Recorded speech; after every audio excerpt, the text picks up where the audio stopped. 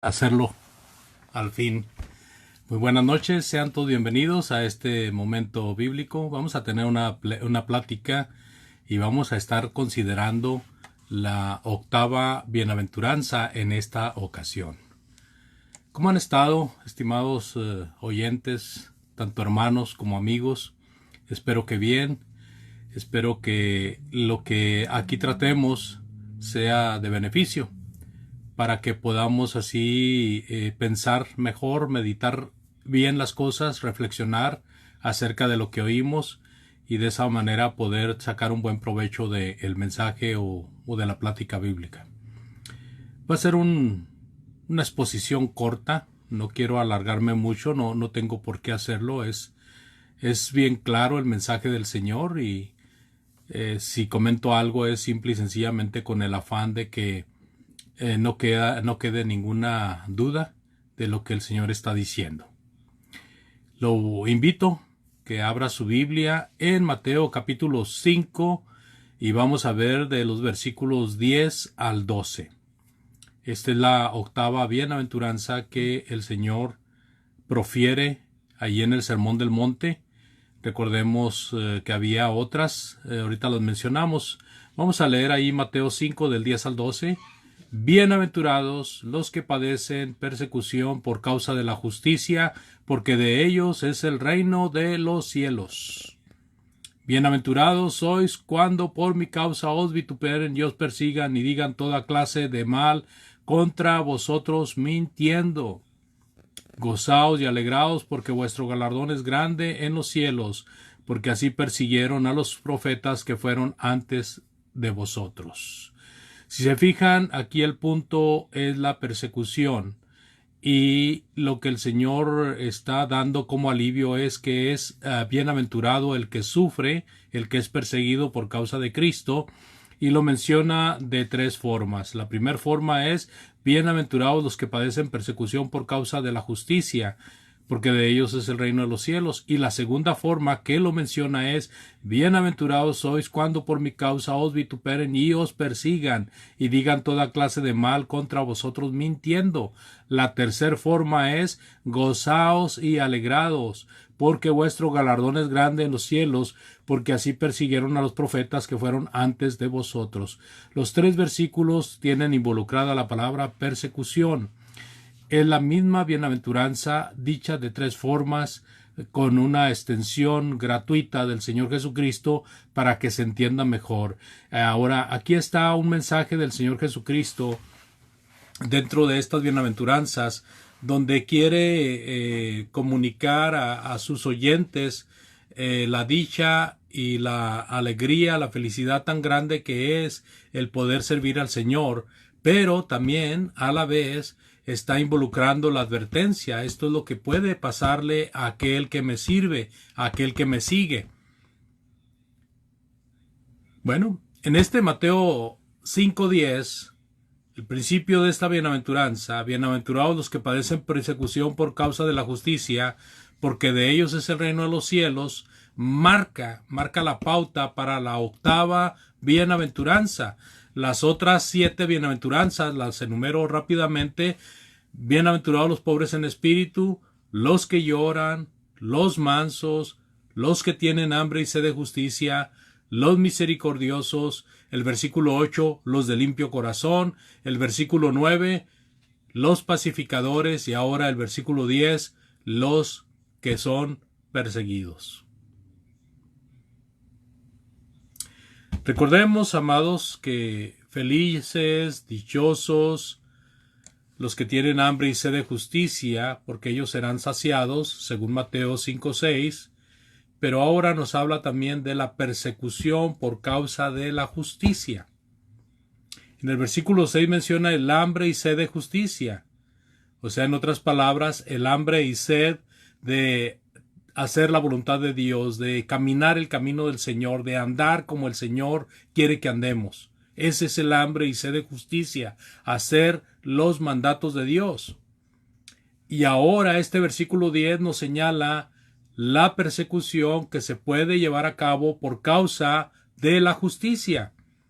Así que aquí habla de ser perseguidos por causa de hacer la voluntad de Dios, que eso es la justicia de Dios. Todo aquel que hace la justicia de Dios, o sea, la voluntad de Dios, pertenece al reino de Dios. Es lo que, como termina diciendo el versículo 10. Otra vez, bienaventurados los que padecen persecución por causa de la justicia, porque de ellos es el reino de los cielos. Así de que el reino de Dios, aquí en la tierra, es el lugar donde moran los redimidos del Señor. ¿Se entiende esto, amados? ¿Quiénes son los redimidos del Señor?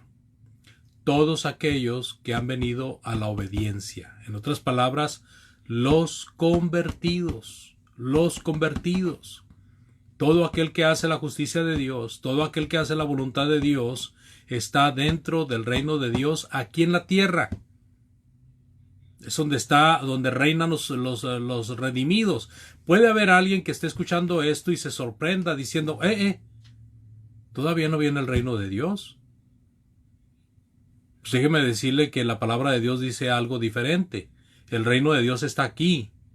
El reino de Dios está aquí y es la forma del reino de Dios en los redimidos. O el reino de Dios por la redención de Jesucristo. O sea, quiero repetir esto porque tengo una serie de estudios sencillos acerca del reino de Dios. Y ese estudio explica, analiza de que hay 4 formas en que la palabra de Dios menciona reino de Dios o reino de los cielos o reino del Señor. Si no mal recuerdo, la primera forma es el reino de Dios universal. Dios reina sobre todo y reina desde el principio y hasta el final. Pero ese es el reino de Dios universal. La segunda forma es aquella forma de el reinado de Dios en el pueblo de Israel. Se conoce como reino de Dios, el reino de David, el reino de Salomón, el reino de Saúl. Aún el reino de Saúl se conoció como reino de Dios. Fue un rey escogido por Dios, ungido por Dios. Y así era reconocido ante los vecinos y los que rodeaban a Israel. Era conocido como el reino de Dios, Israel. Y asimismo Israel se reconocía como reino de Dios, pueblo de Dios. Era un pueblo real. O sea, era un pueblo de la realeza. Y ahorita vamos a ver que al cristiano así se le dice también que pertenece a la realeza. Pero aquí lo que queremos ilustrar es que hay un reino de Dios donde a Dios se le reconoce universalmente, y esto es desde el principio hasta el fin. Hay un reino de Dios reconocido como, por decir, la nación de Israel, que servían bajo el reino de Dios. Y hay un tercer reino, amados hermanos, que es el reino de la redención. El reino de Cristo, el reino que Cristo vino a establecer y que fue establecido en el día de Pentecostés después de la ascensión de nuestro Señor Jesucristo. ¿Cómo lo ganó el Señor? Por medio de su sacrificio, por el derramamiento de su preciosa sangre. Venció los dominios y las potestades que estaban en contra de la persona que quería servir a Dios. Ese es el tercer reino, el reino de la redención. Es en el reino en el que nos encontramos. Todo aquel que ha venido a obedecer a Cristo, todo aquel que se ha convertido a Cristo, está dentro del reino de los redimidos. Y es precisamente en la iglesia donde da honra y gloria a Cristo y también con el actuar de su vida. El que está sirviendo a Dios sirve y da honra y gloria a su Rey, el Señor Jesucristo.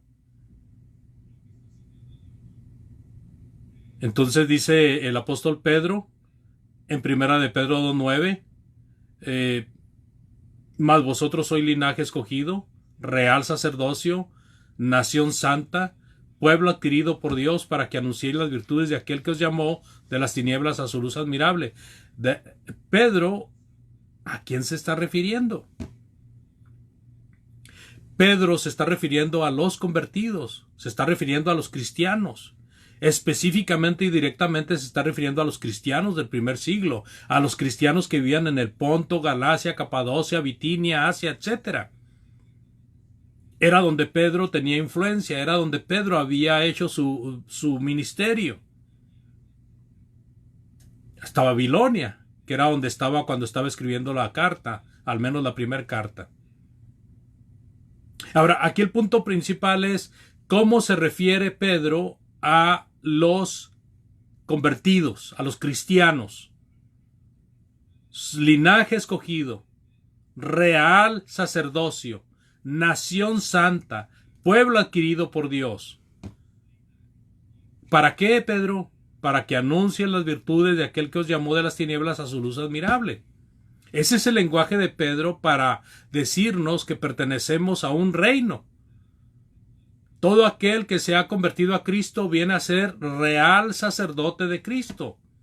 Estamos dentro de un real sacerdocio. Y si todavía quedara duda, el apóstol Pablo también participa en la aclaración de que estamos viviendo bajo el reino de la redención. En Colosenses capítulo 1, versículo 13,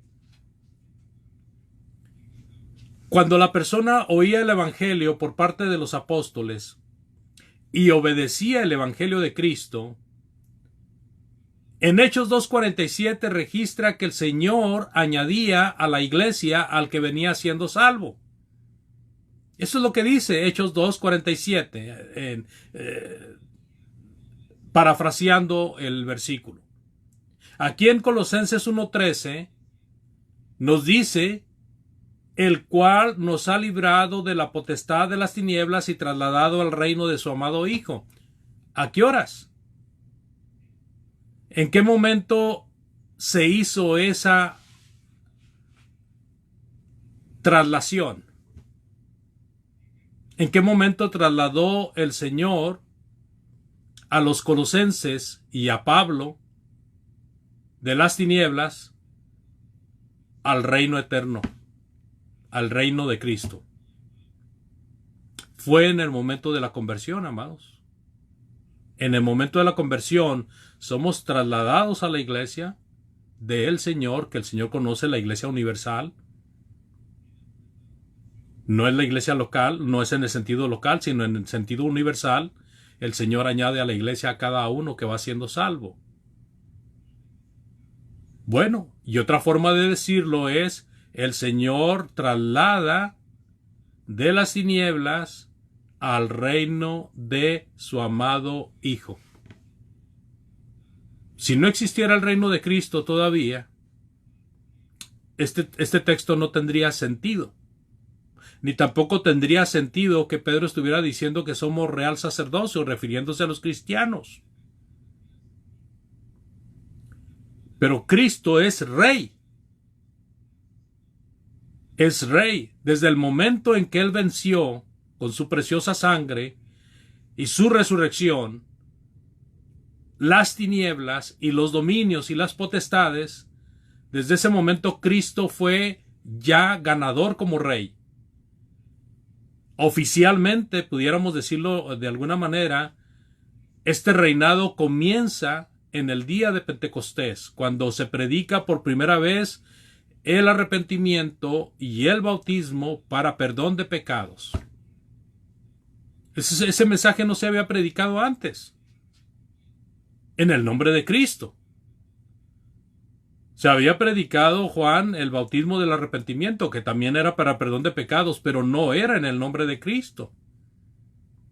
Son los apóstoles y los discípulos del primer siglo los encargados de predicar este mensaje. Pedro especialmente abre las puertas del reino de Cristo, porque a él le fueron dadas las llaves para abrir las puertas del reino. A él y a todos los apóstoles. El Señor le dijo: bienaventurado eres tú, Pedro, y a ti te daré las llaves del reino. Y lo que atares en la tierra será atado en el cielo, y lo que desatares en la tierra será desatado en el cielo. ¿De qué reino está hablando? ¿En qué momento Pedro abrió el reino? fue en el día de Pentecostés, después de la ascensión de Cristo. Así que es interesante cómo en un versículo nos podemos entretener un poquito, pero es necesario que comprendamos, amados, de que cuando el Señor Jesucristo está diciendo bienaventurados los que padecen persecución por causa de la justicia, porque de ellos es el reino de los cielos, se está refiriendo al reino de los cielos que pertenecen a Cristo en vida, y se está refiriendo al reino de los cielos eternamente hablando, que es el otro reino, es la otra forma en que la palabra de Dios menciona el reino de los cielos. Dios como Rey universal, desde el principio hasta el fin, el reino de Dios por Israel, porque Él reinaba sobre Israel, y el reino de Cristo en el tiempo de la redención, es el momento en que el reino de Dios se ha acercado, y es efectivo ese reino de Dios acercado. Empieza ese reino cuando Cristo vence con su resurrección y empieza a predicarse el Evangelio en el nombre de Cristo.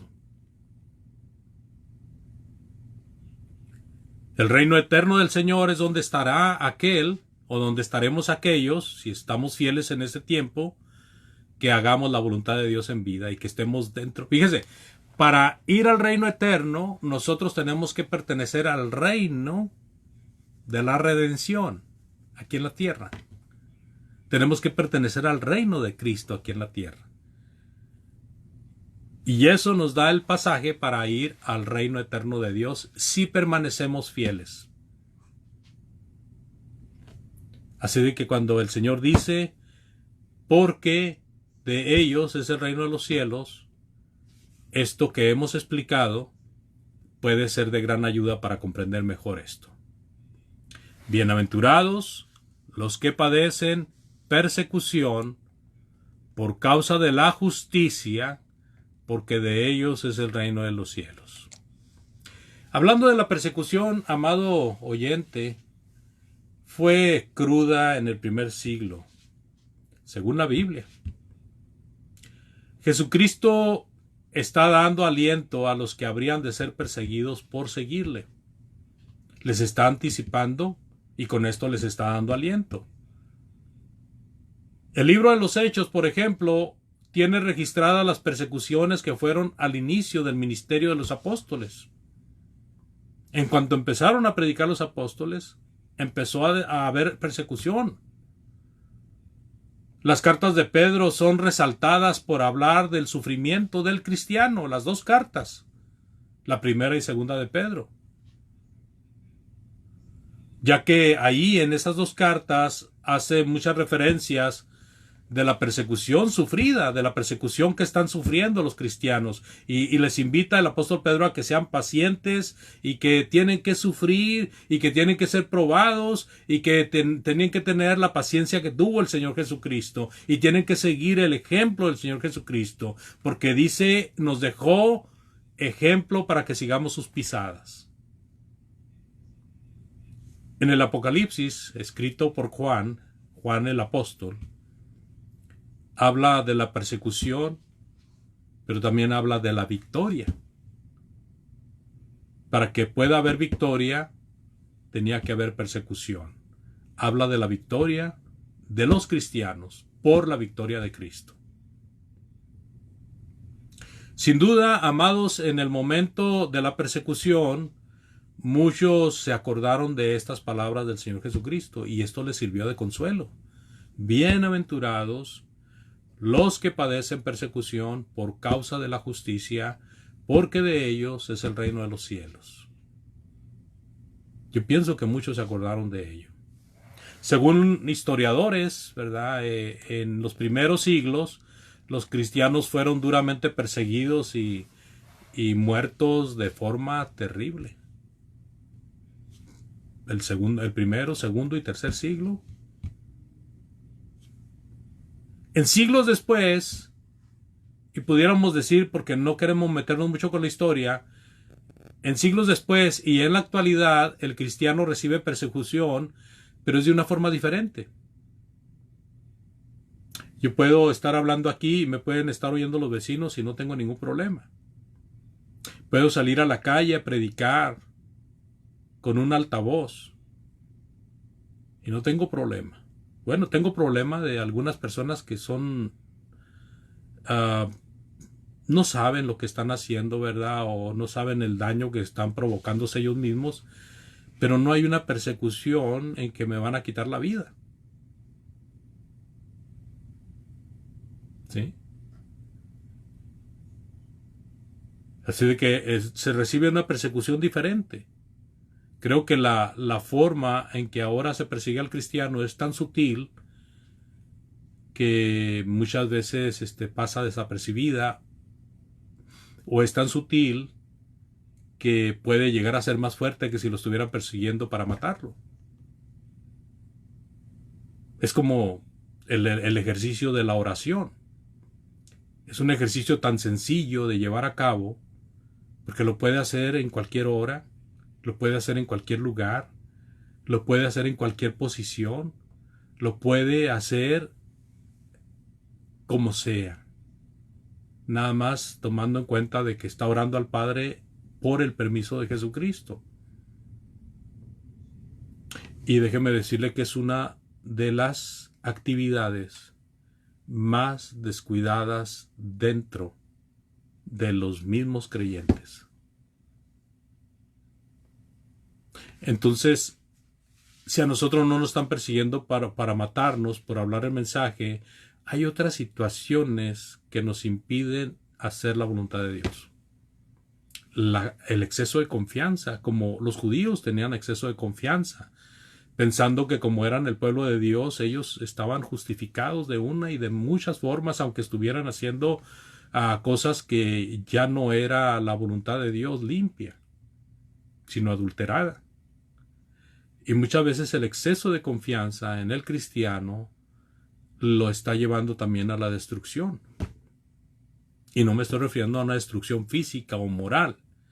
Me estoy refiriendo a una destrucción eterna. ¿Cómo sabemos esto? ¿Cómo estoy hablando estas cosas sin saber? Claro que sabemos esto.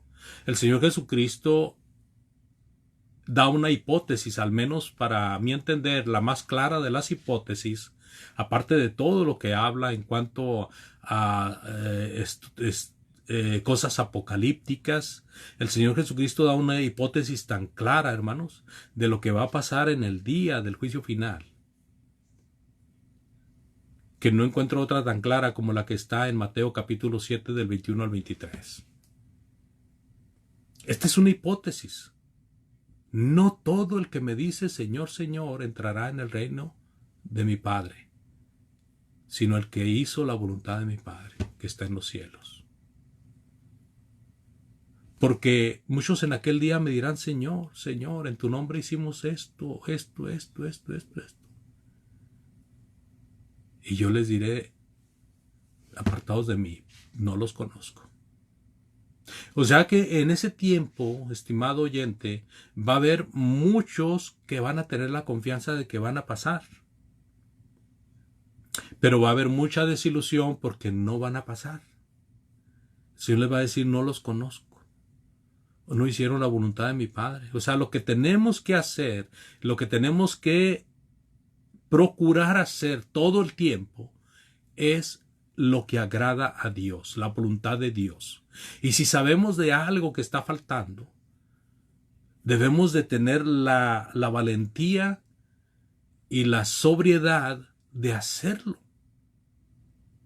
Porque el Señor, cuando nos llame a cuentas, va a decir, tú tuviste la capacidad, ¿verdad? Como aquellos que vinieron a presentar cuánto habían trabajado el talento que el Señor les dio antes de partir. Entonces esto es claro de entender, hermanos. Hay muchos que creen que solamente por decirse cristianos y por ser buenas personas ya tienen ganada la gloria. Hay muchos que creen que no necesitan ir a todas las reuniones, que no necesitan convivir tanto con los hermanos, que no necesitan oír tantos estudios o tantas clases bíblicas, o que no necesitan soportar a los hermanos porque hay tantos caracteres y hay caracteres que no me gustan, etc.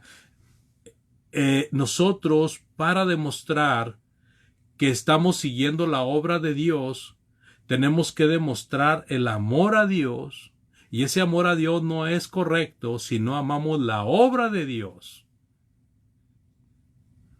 Y esa obra de Dios, amados, nos lleva a tener comunión con la obra de Dios. ¿Cuál es la obra de Dios, hermanos? Las almas, los conversos y los inconversos. Pero el Señor Jesucristo, en su infinita sabiduría, dice: bienaventurados los que padecen persecución por causa de la justicia, porque de ellos es el reino de los cielos. Así de que nosotros tenemos que, en vez de estar haciendo como que hacemos y no hacemos, debemos de estar haciendo, para que podamos realmente resistir en el momento de la persecución que nos va a doler, o la persecución que sí nos va a sacudir.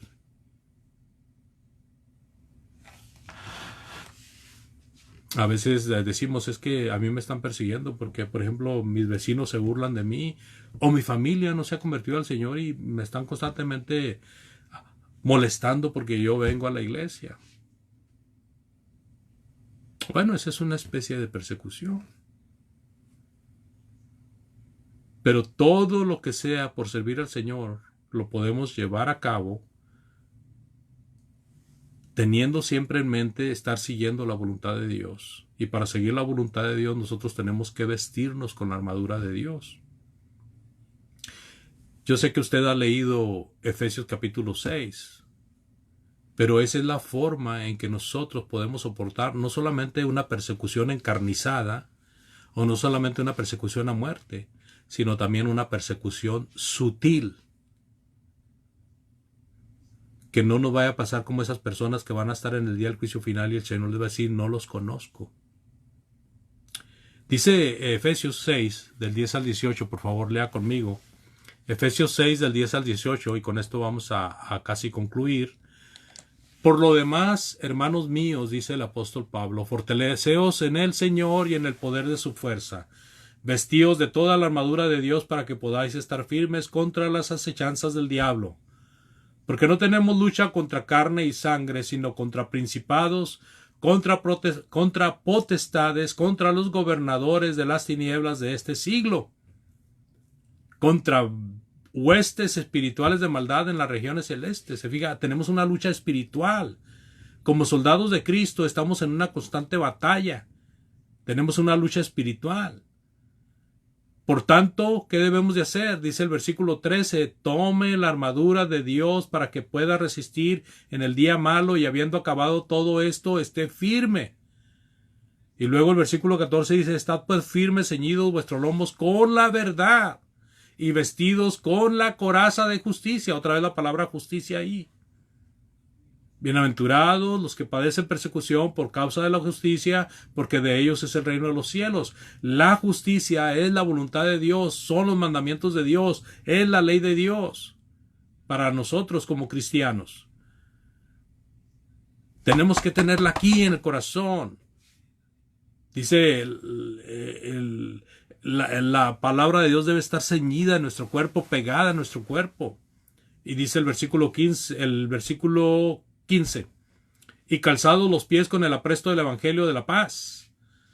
Tenemos que caminar, tenemos que usar nuestros movimientos para predicar el evangelio de Cristo nuestro Señor.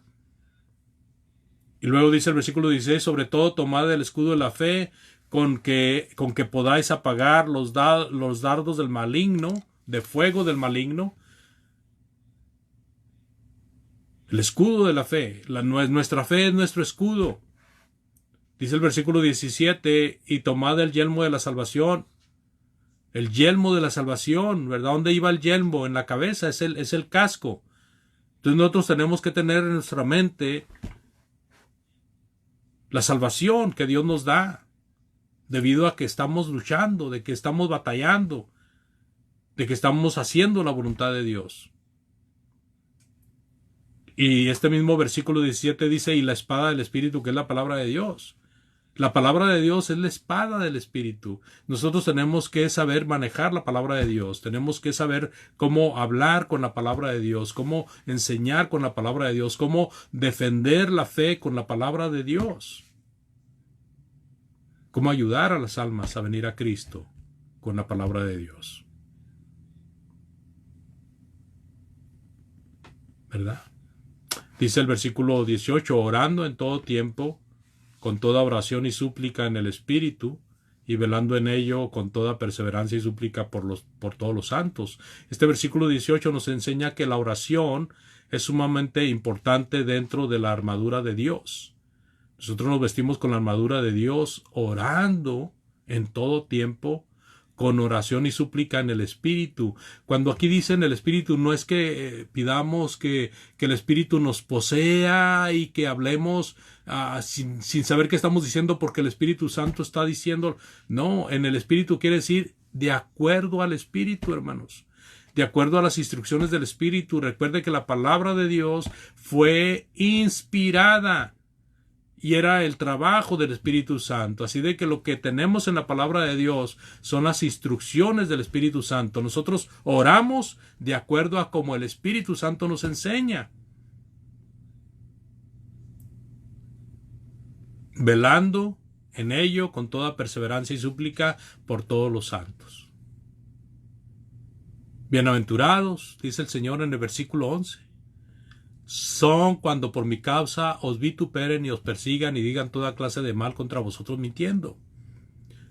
¿Nos van a perseguir para matarnos? ¿O posiblemente solamente se van a burlar de nosotros? ¿O simplemente van a decir mentiras de nosotros? ¿O simplemente van a hacer todas estas cosas juntas? En el versículo 12 dice, gozaos y alegraos porque vuestro galardón es grande en los cielos, porque así persiguieron a los profetas que fueron antes de vosotros. Bueno, una nube de testigos está antes que nosotros, por lo cual nosotros podemos cobrar fuerza, ya sea que se burlen, ya sea que mientan sobre nosotros, ya sea que nos persigan para matarnos, ya sea que hagan todas las cosas que sean como símbolo de persecución.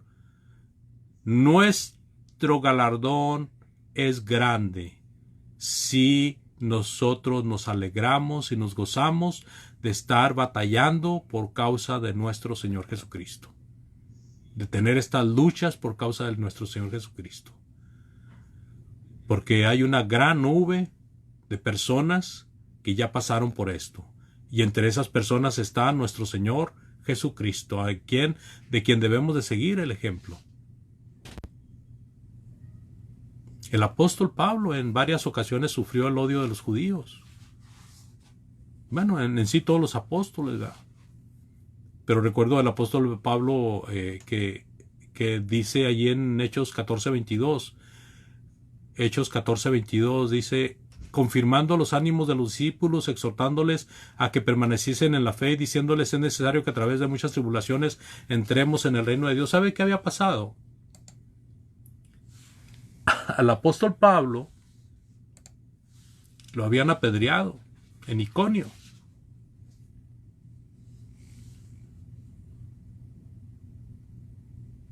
En Iconio. La gente no le gustó el mensaje de Pablo y de Bernabé. Y dice la palabra de Dios que en el versículo 4 del capítulo 14 de Hechos dice, y la gente de la ciudad estaba dividida, unos estaban con los judíos y otros estaban con los apóstoles. Pero cuando los judíos y los gentiles juntamente con sus gobernantes se lanzaron a afrentarlos y a apedrearlos, ¿verdad? Los apedrearon, dice el versículo, déjeme ver aquí. En Listra, después de esto que pasó, dice en el versículo 19, entonces vinieron los judíos de Antioquía y de Iconio, aferrados, siguiéndolos, que persuadieron a la multitud y habiendo apedreado a Pablo, le arrastraron de la ciudad pensando que estaba muerto. A Pablo lo arrastraron fuera de la ciudad pensando que estaba muerto. Versículo 20, pero rodeándole los discípulos se levantó y entró en la ciudad y al día siguiente salió con Bernabé para Derbe. Y después de anunciar el evangelio a aquella ciudad y de hacer muchos discípulos, volvieron a Listra, a Iconio y a Antioquía otra vez, ¿verdad? A Iconio. Confirmando los ánimos de los discípulos, habían hecho discípulos ahí, hermanos, exhortándoles a que permaneciesen en la fe y diciéndoles es necesario que a través de muchas tribulaciones entremos en el reino de Dios. Agradezco mucho su atención. Esta plática pues nos ayuda para entender un poco más acerca de la persecución que el cristiano puede llegar a sufrir por causa de servir a Cristo. De hecho, siempre vamos a sufrir persecución a mayor o menor escala en cuanto a un sufrimiento físico, golpes, como en este caso a Pablo que lo apedrearon, o muerte. Pero puede ser como algo como atosigamiento, ¿verdad? Personas que estén golpeando con las palabras. Y tenemos que aprender a sortear esas cosas. Y nuestro carácter o nuestra actitud no debe de ser de desesperación o de desilusión, sino más bien cobrar fuerza con ello. Gozaos y alegraos, porque así persiguieron a los que fueron antes de ustedes, y al mismo Señor lo persiguieron. Hermano, hermana, si usted con esta lectura ha comprendido que él está fallando a Dios, es un buen momento para hacer arreglos con Dios. Podemos orar por usted para que el Señor le ayude en su restauración. Si usted está dispuesta a arrepentirse y ponerse bien con Dios. También usted, amado amigo, que ha escuchado, ¿verdad? Este es parte del Evangelio de Cristo, el hecho de advertir de que hay felicidad, hay dicha, aún en medio de la persecución, en medio de las tribulaciones, pero esto es debido a que se esté sirviendo al Señor. Sirviendo al Señor hay consuelo, pero cuando no se sirve al Señor no hay consuelo. Yo le agradezco mucho su atención. Espero que se haya comprendido el mensaje. Hay sufrimiento, hay dolor, ¿verdad? Muchas veces hay espinas, hay abrojos en el camino, pero podemos alegrarnos y gozarnos en medio de ello debido a que está pasándonos eso por causa de servir al Señor. Si usted no ha venido a Cristo y desea venir a Cristo, es un buen momento para arrepentirse y bautizarse para perdón de sus pecados. Si yo le puedo ayudar en algo, mándeme un mensaje, por favor, ahí mero, ahí donde está el área de los mensajes. Si quiere que sea privado, vaya a Messenger y ahí mándelo por Messenger. Yo les agradezco mucho su atención y les pido por favor que inclinemos nuestro rostro para hacer una oración y con ello estaremos despedidos, esperando en el Señor que nos veamos la próxima semana. Dios les bendiga y muchas gracias por su fina atención. Padre amado y bondadoso, agradecemos todo lo que nos das, muchas cosas que nos das, Señor, no las merecemos. Todo lo que nos das no lo merecemos, Padre. Te rogamos que, sin embargo, que nos sigas ayudando, que nos sigas dando fuerza, que nos sigas dando valor, que nos sigas dando entendimiento para poder comprender las cosas, el por qué pasan y de esa manera recibir consuelo. Ayúdanos a predicar tu santa palabra, Señor. Danos valor, danos fuerza y bendice a todos aquellos que la oyen. Que todos aquellos que oyen tu palabra se rindan a los pies de tu amado Hijo, Señor. Bendice a los enfermos, Señor. Sabemos que hay enfermos entre los hermanos, también entre sus familiares. Te rogamos que les ayude, Señor, que les permita salir de esa enfermedad. Bendice a los médicos, a los científicos, para que ellos sean sabios en los medicamentos, ¿verdad? En las vacunas contra los virus, en todas estas cosas que ellos tienen licencia para hacerlo. Te rogamos, Padre, que bendigas a las autoridades, que seas con ellos y que tomen decisiones también que sean de acuerdo a tu santa y bendita palabra. Gracias, Dios. Hágase, Señor, tu voluntad en todas las cosas, en el nombre de Cristo, nuestro bendito y único Salvador. Amén. Muy buenas noches. Nuevamente, Dios les bendiga.